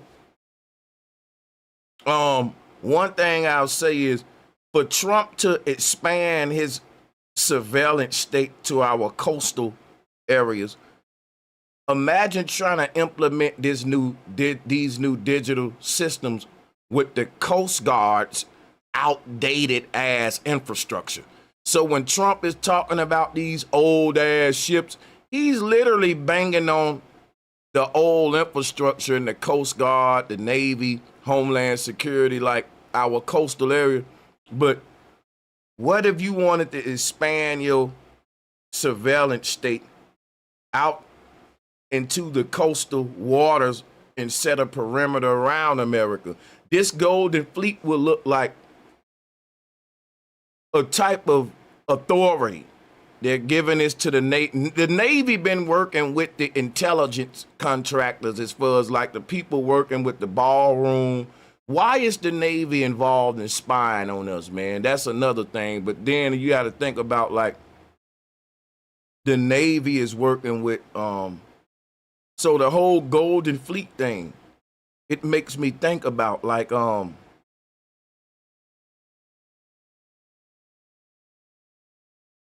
it just don't make sense because we ain't expecting no naval attacks. And I know that the surveillance systems that they trying to expand outward, it'll be easier to just build a whole nother new modern fleet that's catered to these new systems than to try to incorporate this into the old ass Navy ships, old ass Coast Guard ships. So that's another theory that I'm thinking about here too with all this. Suddenly, we worried about us having a naval attack, really? Like we back in the 1800s, 1700s. When did we have naval fights and shit? Hold up. But nah, it don't make sense, man. It don't make sense. Real talk, if I may, like any attack is them, like behind the scenes in their lodges. Like it's not like no terrorist is actually gonna do a massive. And everybody that's been tracking all of this for years is already preparing accordingly. Like I feel it should be a norm. Like when people ask us, like, "Oh, how are you?" I say, "I'm cool." Like, what are you doing to prepare? Like, kind of thing. Hey, bro, like here in Atlanta, right? I work in the city in Midtown and shit, right? They got all the driverless cars here, the Waymos, so they literally be recording while they're driving. You know what I'm saying? Just capturing everything. And it's linked to the police departments. So now it's like the police have a remote control car. You see what I'm saying? Not only that, they have the little it's like some little ass robots, bro. They deliver shit for you. You can order your groceries through them, and it just comes, drives on the sidewalks and all that type of shit. So I definitely feel you on the surveillance thing. You know what I mean? But that's just crazy how it's all still linked through the police departments, so they can see everything that's going on as well too. But the whole time the car is driving, it's recording everything. You know what I'm saying? Yeah. It's Real crazy. talk. In Australia at the moment, Coles, like our supermarket, has contracts with Palantir. The last place Palantir rolled into was Gaza, and that shit got. Now they're Trump's also wanting to build a luxury $100 million resort on top of the dead bodies of women and children. Literally, like. It won't be their first time. Exactly. And just to double down with the China state on that note, like at the moment they've got water metering. And with all this like water, because they need the data, this sounds like, oh yeah, like they need to, if their credit score gets, or they get put on a list, they don't get water. Like they've got a water meter that they have to. Hmm. I don't know. This whole thing's weird. It's like, Bill Gates, he's into computers, but then he got into the other thing. Now Donald Trump's the president. Now he's all into this other stuff, other field where he has no business. It's crazy, man. Somebody somebody said, but he's paying for the ballroom with his own money, right? No, it ain't Trump's money. It's a bunch of private investors. And when you have private investors modifying your seat of power, they ain't doing it if they ain't leveraging their investment to get back something. So what is Trump giving them? Control. He's handing the country over to the corporations. Can we see that? The biggest corporations are wartime military contractors, and these are the people helping him build a fucking ballroom. It's because they're building their own seat of power in America. His damn office in that White House might as well not even be there, because it's the corporations that's going to be surveilling us from this ballroom. This is the new automated government given to us by Microsoft, who's helping them build a fucking ballroom. When did we ever saw? Why would Microsoft be helping build a ballroom? So we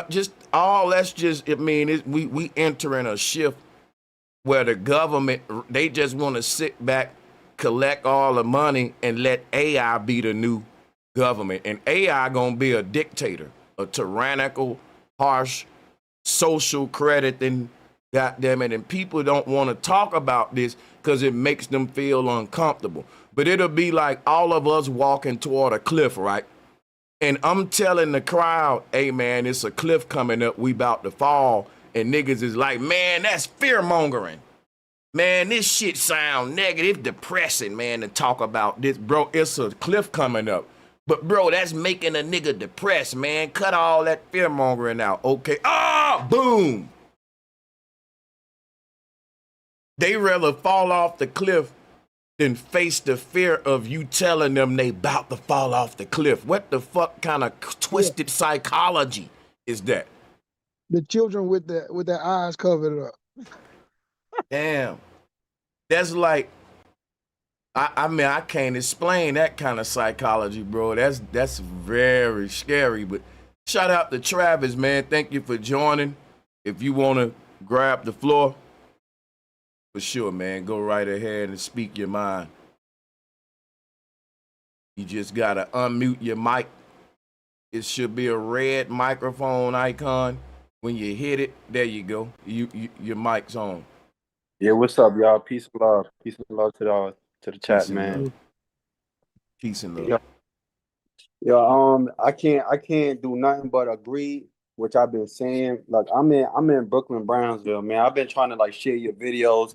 I've been trying to like enlighten others, and it's crazy because it's like they out there. So and the reason why I'm bringing this up because if you really think about the past, about how they got here and took the land, how they made us seem like, savages.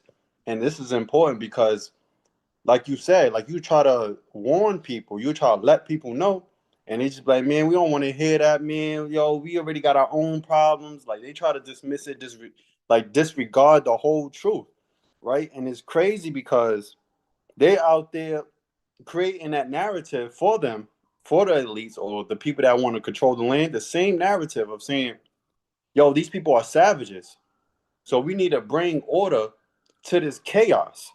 And for a fact, they going to continue to orchestrate, these tactics or these behaviors that the indigenous people are doing so they can stay here and occupy the land, and so they can continue to watch us and monetize what we got going on. And it's crazy because another thing is we've been seeing it in video games, like I mentioned in the chat, like Metal Gear, with writing and transhumanism and cyborg and synthetic arms, and like in Call of Duty, and you see it all throughout the games, and we just be sitting there enjoying it and thinking nothing of it. And it's crazy because we even been seeing it in like early cartoons like Batman Beyond with these laser beams. I forgot which movie it was, with the Return of Joker, when Joker took over what's this dude name? Robin. He turned into the elder version of Robin, and he was able to live through him through a little chip that was behind his ear for so many years that he didn't even know it was there. It was a microscopic. It was really, really small, and he was able to take over him. Like if you go back and watch that, I know it's a cartoon or anime, but it's so much light to that. And it's like we be thinking nothing of it. And that's the thing that they like to get into. They like to create war and create war tactics, to create the problem so they can offer a solution or order out of chaos. Even though they tell us what they're doing or be ahead of time, but we don't be thinking nothing of it because places like the hood, we don't really value knowledge anymore. We don't really pay attention to these things. Like we just thinking nothing of it. We just be like, oh fuck it, I got my own problems. We outside, we doing what we want to do. Or they'll say, why tell me where the solution's at? Fact. And the crazy thing about it is this: when you tell them Donald Trump said he was building a ballroom, but this shows he's building an AI data center in the White House to surveil Americans, they'll say, so what I'm supposed to do? What's the solution? So the solution is this: you go and tell other people what I just told you. Guess what that's called? Spreading the truth. Because guess what problem that solved? the lie that Trump just told. See, the only reason the people in office can lie to us and it just go untouched, because when we tell people the truth, they so damn dumb, they don't know what to do with it. So a dummy will tell you what I'm going to do with that. What's the solution? Let me tell you what the solution, dumbass. Go tell the truth. That's it. That's it. Right. And you know, 50% of the battle is knowing. 50% of the battle is knowing. They don't want to know anything. How you planning to fight or prepare for anything? Like, it's just idiotic. Like, it's just practicing like a whole nother level of stupidity and Satanism. And it's just like, I don't get it. I just can't get with that. Like, I'm living in the hood now, and it's just like they still haven't woken up. They think they got an idea, but they still out there doing that same stupidity. Like, man, I ain't got no time for that. I don't want to hear about that. Like, I can't. Like I said, y'all been on this type of wave. Y'all been doing y'all thing, and I'm just adding on, you know. And it's salute to y'all, man. Peace and love to y'all, man. It's just like, it's cool to see, you know, people informing others. So like you've been saying, like, we got to spread that knowledge. We got to spread that truth, so we can at least have some sort of idea to prepare or to expect what's to come. That's facts. And then you're gonna have those spiritual people. Man, it's time to work on your spirit. Bro, our spirit is good. It's the people in power who need to work on their damn spirit. And that's what I mean by the world. Everything is such a mind fuck and a psyop. They reversed everything. People are reacting to us the way we should all be reacting to them. It shows like people will come tell you, a everyday working man raising your children, to work on your spirit. And they would tell you while you're calling out evil people in power who ain't working on their spirit. People who gonna control the future of all of our children when we gone.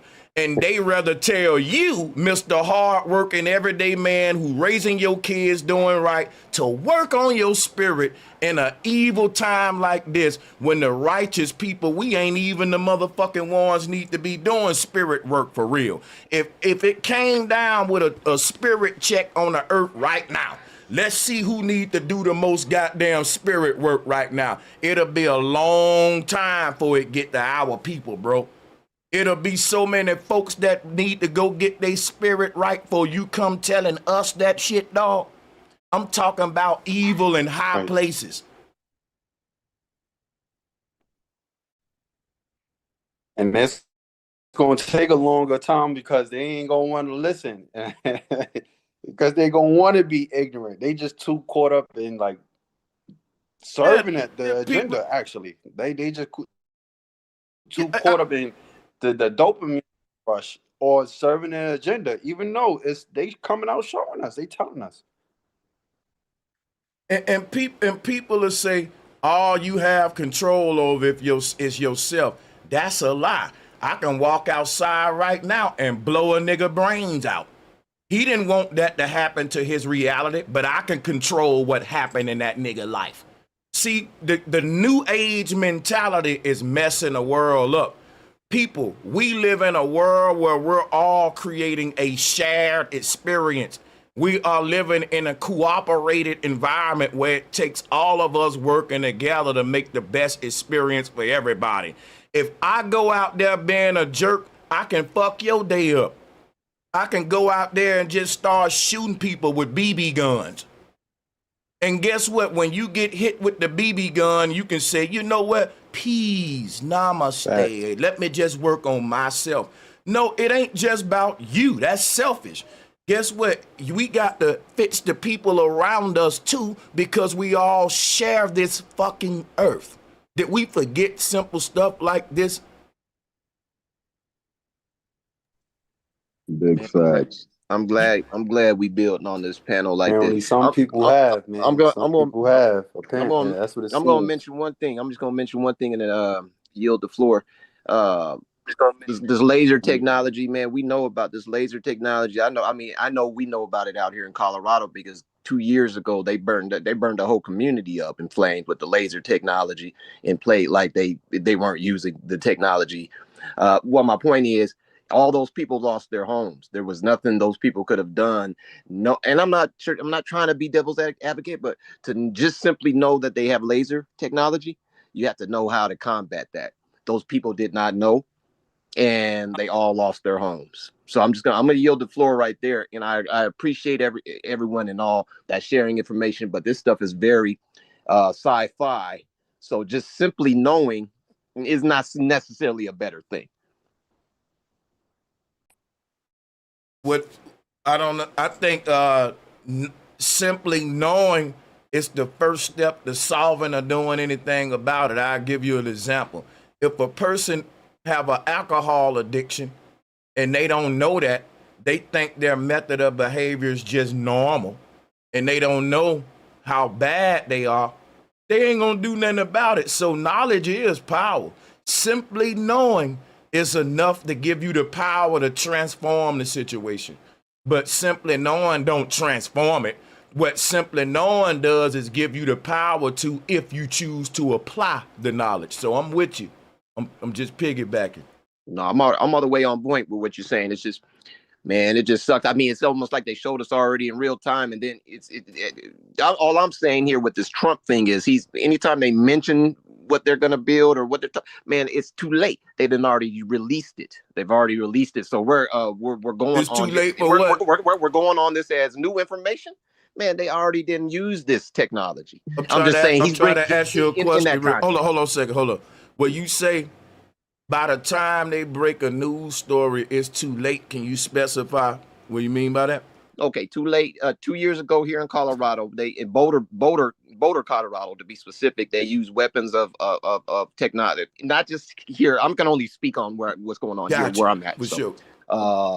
They burned a whole community up there, and using this same technology. Where and I drove myself to the site right after this, and I noticed that there was inconsistencies where fire would burn this house, but not that house. Right. Directly across the street. You go then you go another direction west. Right. You saw evidence of direct energy weapons. Right. Right. And it's evidence. And I didn't even want to take footage of this because I'd imagine, they might be knocking on my door. But it's when you see it with your own eyes, it's like, man, there's no way this is just a fire skipping, I'm with you. Through the high winds, this is technology. And I'm just saying, by the time a Trump comes in and says what we're gonna use as far as technology, man, it's Johnny come lately, man. It's already in the works. And I'm saying thanks, Trump, for telling us now. I'm saying you guys already burned down some of the US with this technology. I'll say this. That ain't really true. I think by the time they telling us what they got, it ain't even a matter of how long they had it. It's a matter of, do they really got that, or is it something else? See, in the case of these ships, right? It'll be like me saying, Trump said he building a ballroom. According to your logic, it's like to say, man, he already been built that ballroom. By the time he tell you he building the ballroom been built. He ahead of you. No, what I'm saying here ahead of us, because it ain't no damn ballroom. It's a data center. So I get what you saying about him being ahead of us, but I ain't looking at it like that. I ain't looking at it like they telling us the truth at all. So, because that's what you're saying. You're saying, okay, when they tell us the shit, it already happened. I'm saying, no, when they tell us the shit, whatever they saying happened, that ain't even really what's happening. We got to decipher what the fuck they saying. I agree. It's all code, man. And I'm not gonna shoot down. I'm not gonna shoot down any of the messages, And like I said, eventually we gonna crack the codes amongst, just sharing what we know. And that's what they don't want. But that's what's gonna happen is we're gonna be the ones, bringing together the information that we've gathered and being able to determine what we what we have determined based on the knowledge that's presented. But yeah, I'm not shooting down anybody. I'm just saying by the time they come on the main platform, if we haven't learned the lesson by now, you know what I mean? I'm just saying it's too late in the context of it already, technology already being used or already being, it's, you know, So you're not what just working we on this. gotta You're do? not just working on this. What our main goal need to be is to show people what they're being told by those in power, and then decipher that to tell people the real agenda that's about to go down so they can prepare for it and do whatever they want to do with it. But at least they got the truth, right? True. So that's my whole point of doing little shows like this, is to, when the only reason I watch this stuff, because I see, okay, Trump is building a battleship. Well, first of all, I was in the military. I'm going to click on that anyway. My family is a Navy family. So I got to hear about this new fleet. Now, people may not be interested in ships and all that. I got to watch it. We talking battleships. That's up my alley. So I'm watching this shit, and I'm really expect to hear about battleships. The moment Trump said these things are going to be AI driven, a light bulb went off in my head, and I was like, bro, this can be floating data centers. And I couldn't wait to share that idea, because what backs it up is, why are we preparing for a naval invasion in 2025? That's damn near laughable. It's kind of funny though.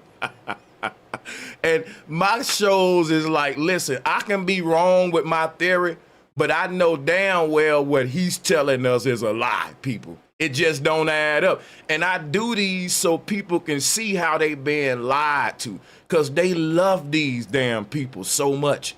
That, you know, oh, Trump's ballroom, and they take it surface level. They never look at deep in the agenda and all that. And it's like, we need them to wake up for real and quit being sheeple, man. And it's more so what I'm doing is trying to make people adopt an investigative approach to hearing politicians. That's mainly really what I can even be wrong, but what I'm giving people is how to approach politics versus saying, I'm voting for Trump, man. I think Trump that nigga.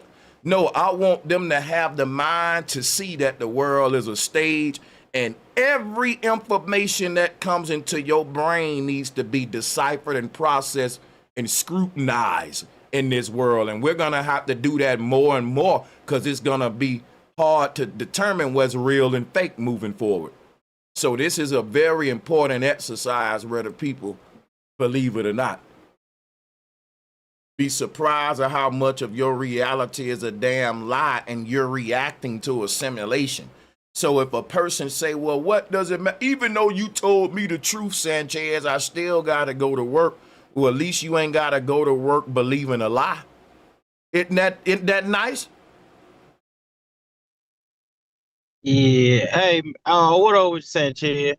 I wanted to speak on well, you was talking about the fleet, but the automated AI, and how the government do kind of use, they already have things that they just announcing that they already made. But what I wanted to speak on was, it's kind of the same way.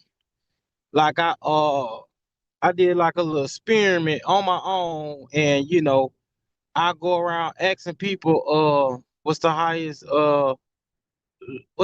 military branch in for the US?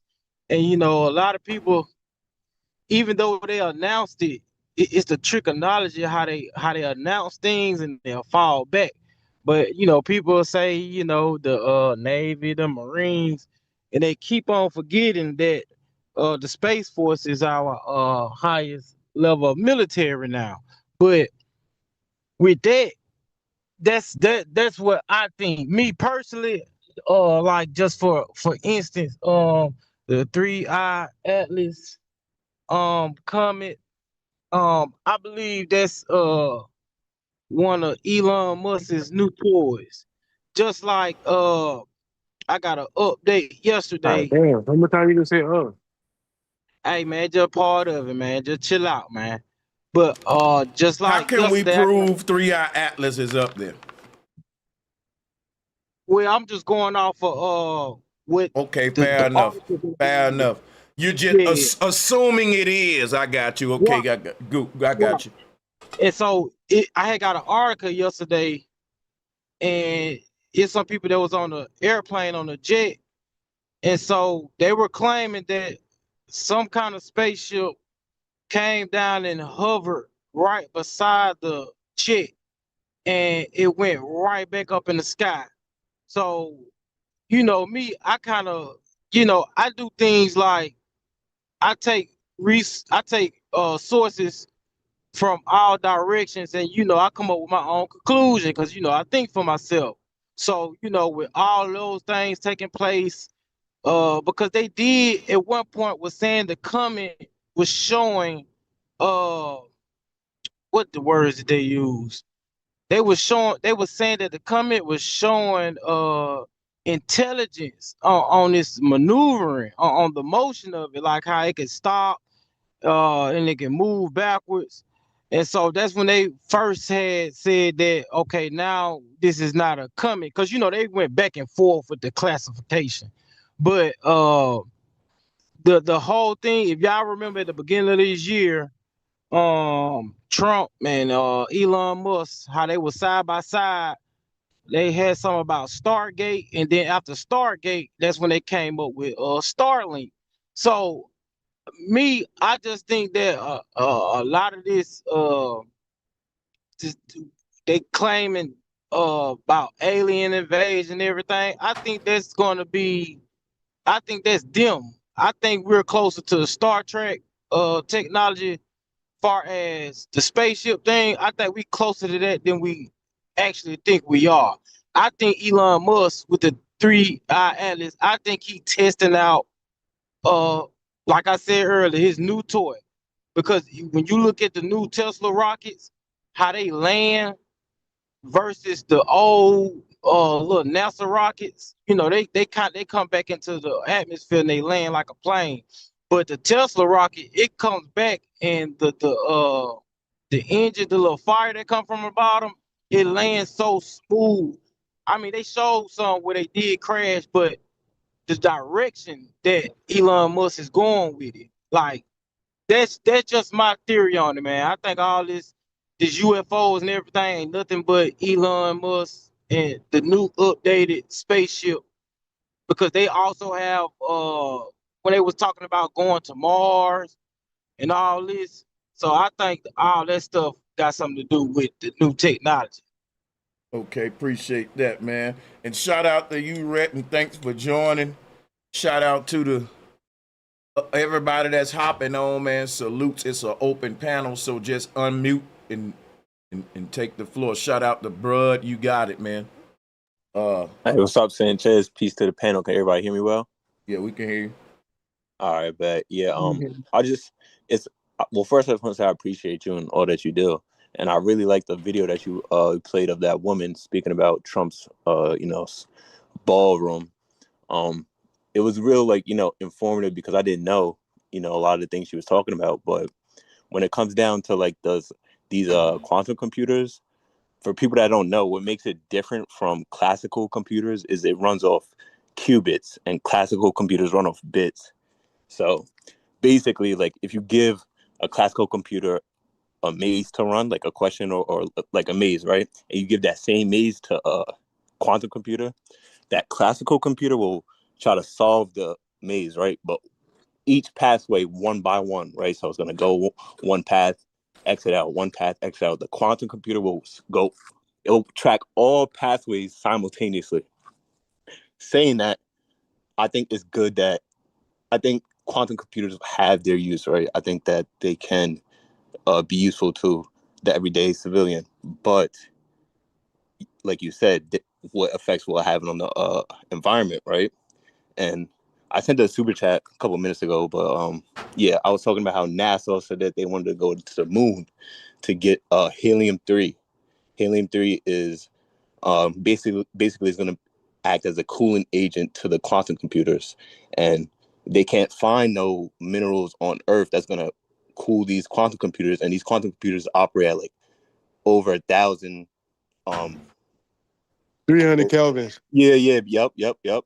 So they need like, these cooling agents, and then knowing this is gonna, it opens up the door to geopolitical issues like, okay, where are we gonna get these minerals? Okay, let's say for instance Asia has most of these minerals. Is Asia gonna allow us to go over there and get these minerals? Now it's, yeah, you had the space race, but now it's kind of more like a tech race to seeing like who's going to be the first innovative country with this quantum technology. So, and then like I said, that video, it was good and real informative because now it talks about how that ballroom is going 600 feet below the White House. So it does make sense to believe that it could hold and house a data center. So just wanted to put that input. Also, these countries ain't racing against each other. I'm gonna go into that in a minute. Shout out to Celebrity Suge, who I still astro project. I only astro projected one time in my whole life. And I tell that same story all the time, man. But shout out to Brud. I do see some NASA claims you already went into it, man. Salutes to you, my bad for that. Shout out to Isaiah. He says, so we're going to ignore that Sanchez been on for a decade. Yeah, it's been a little over a decade. I appreciate it. Shout out to Hydrogen. Appreciate the love. iPhone, can we get a mic check from you? Just to make sure we ain't got no trolls on.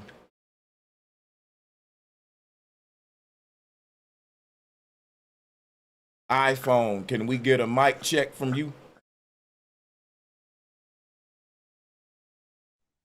Yo, I think that's me. This hit lead KT. Oh shit, my bad, man. I wasn't even looking at the thing. But yeah. So look, let me just go ahead and hold on, I think I had another video. I don't know if,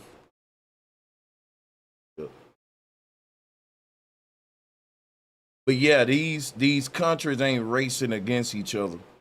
They're using that as an excuse to rush this shit out when they implement it. They gotta act like, oh, we gotta hurry up, man. We gotta hurry up and do it, because they do have deadlines to meet with investors, and they do have a deadline with when shit need to be done. And all of these people are working together. The same rich families is running all these damn countries, like the people that run the NFL teams, man. And the United Nations is like saying the NFL. And every flag you see belongs to the league. AFC, NFC. That's like goddamn Eastern world, Western world. Like, you know what I'm saying? The world is ran the same way. And really the controllers run all the teams. Like, nations are a hoax. I'm gonna make a documentary. That's gonna be the title of it. Nations and nationality are a fucking hoax. Boy, ain't none of the people in power will see borderlines like how they've given us. You know what I'm saying? Hell yeah, bro. Hey, I like that That's theory fire. though, bro. You know, when you was talking about the fleet, the golden fleet is it could be data centers. Damn, that makes so much sense. You know, especially when you realize how much water they gonna need. You Yep. know what I mean? And that was tough. Because it just don't make sense. See, and how I can find out what do make sense is by me peeping first where it don't make sense. And it don't make sense for us to just all of a sudden spend damn near it's well over $1 billion out of nowhere. Like, Trump just woke up one night and said, you know what? We need a new badass Navy. A golden fleet, nigga. Let's just What do you say? In the middle of a data center race, he just woke up one morning like, you know what? He said it out of his mouth. He said, you know what? I was thinking, why don't we build ships? Why don't we build ships like we used to? and that's what started it. Like, I was laying back and I was thinking, why don't we build ships the way that we used to? Like, come on, And bro. when you think about it, now they can use the so-called taxpayers' money to build the data centers for all his tech buddies, That shit makes perfect fucking sense, man. Because think about it, right? You built the ballroom with private money, and you're building the Navy fleet with DOD money. So both of these operations can be hush hush. We don't gotta be transparent with none of this shit. Because one of them is military operations and one of them is a privatized mother. And that's why I said to the people in the chat, they was like, some of them was like, well, if he doing it ain't our money, like, and a lot of MAGA folks will make that point too, I'm guessing. Right. That, hey, well, it ain't out, well, dummies, that's the problem. This is the one situation where we wish it was our money. You know what I'm saying?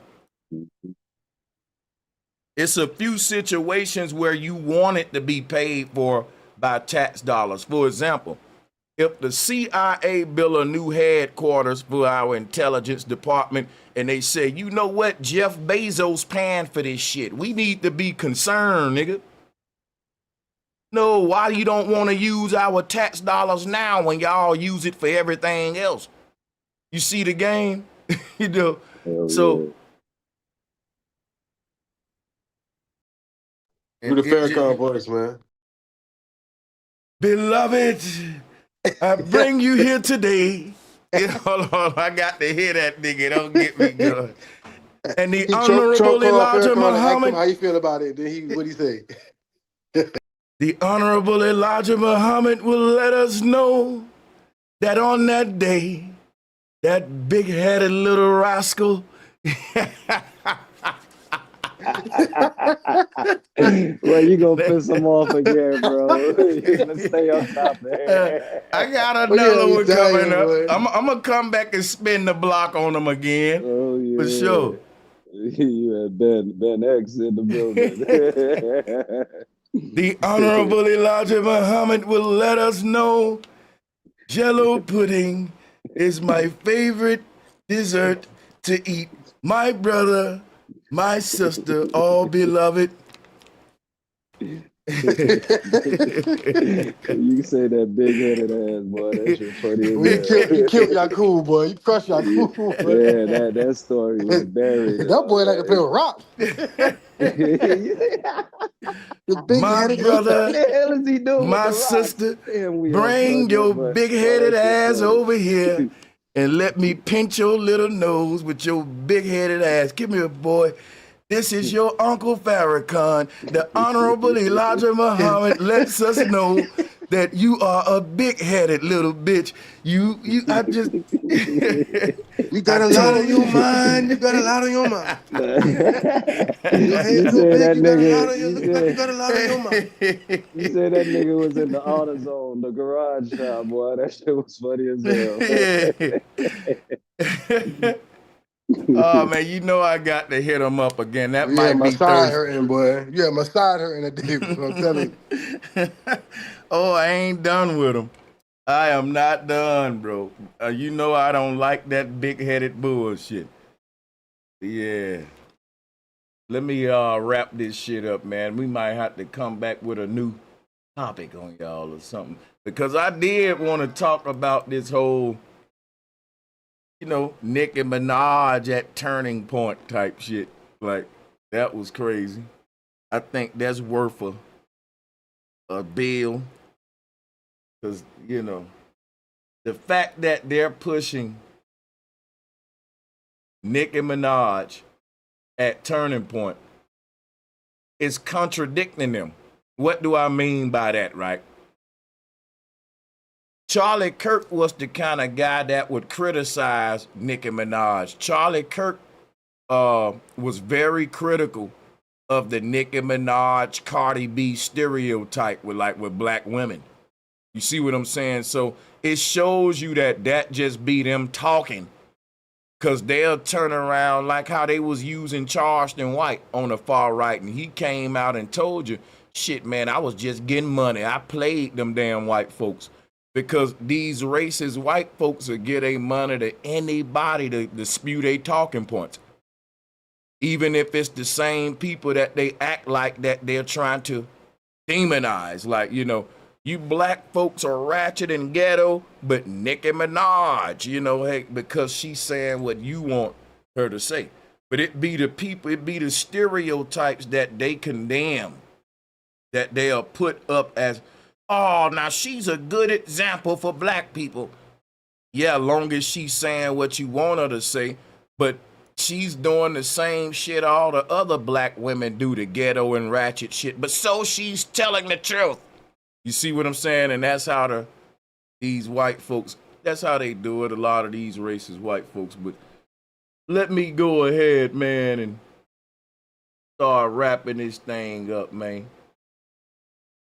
Peace and much love to everybody on the panel and in the chat room. I'll see y'all on the next one. We out of here, man. Be on the lookout for the notice, y'all.